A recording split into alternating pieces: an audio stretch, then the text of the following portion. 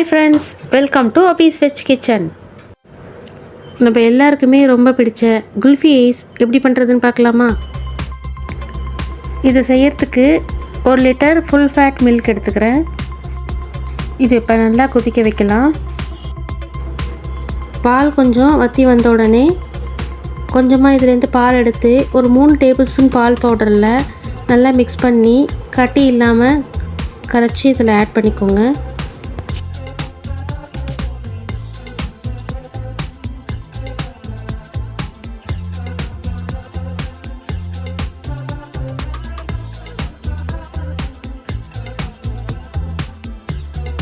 ஓரங்களெல்லாம் நல்லா எடுத்து விட்டு நடுவில் பாலை நல்லா கரண்டி வச்சு கலந்து விடுங்க.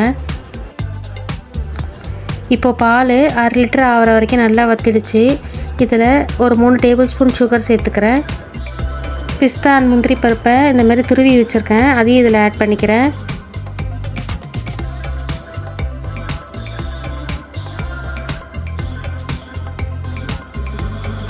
கொஞ்சமாக ஏலக்காய் தூளையும் ஆட் பண்ணிக்கலாம். இதெல்லாம் ஆட் பண்ண உடனே நல்லா மிக்ஸ் பண்ணி ஒரு நிமிஷம் கொதிக்க விட்டு அடுப்புலேருந்து இறக்கி நல்லா ஆற விட்டுருங்க.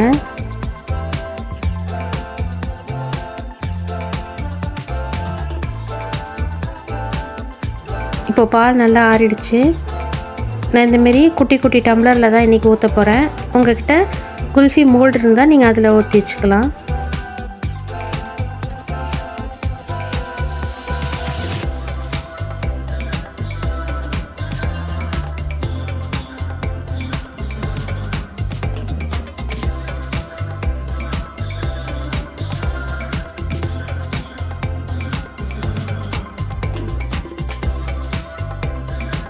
இப்போது 4 டம்ளர்லேயும் ஊற்றிட்டேன். இதை ஒரு ஃபாயில் பேப்பரை வச்சு நல்லா டைட்டாக க்ளோஸ் பண்ணிக்கலாம்.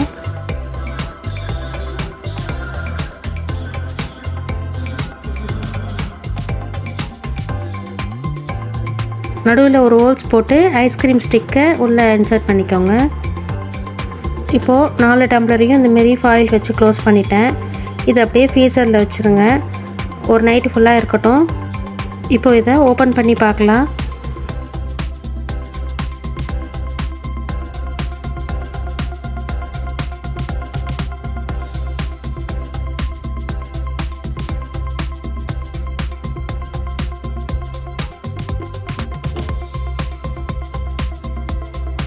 இந்த டம்ளர் அப்படியே இந்தமாரி தண்ணியில் வச்சு லைட்டாக உள்ளே ஷேக் பண்ணி எடுத்திங்கன்னா குல்ஃபி அழகாக வெளியில் வந்துடும். பாருங்கள், குல்ஃபி அழகாக ரெடி ஆகிடுச்சு. இந்தமாரி உங்கள் வீட்டு குட்டீஸ்க்கு செஞ்சு கொடுங்க, ரொம்பவே என்ஜாய் பண்ணுவாங்க. இதுமாரி குக்கிங் வீடியோஸ்க்கு என்னோடய சேனலை சப்ஸ்கிரைப் பண்ணிக்கோங்க. தேங்க்ஸ் ஃபார் வாட்சிங்.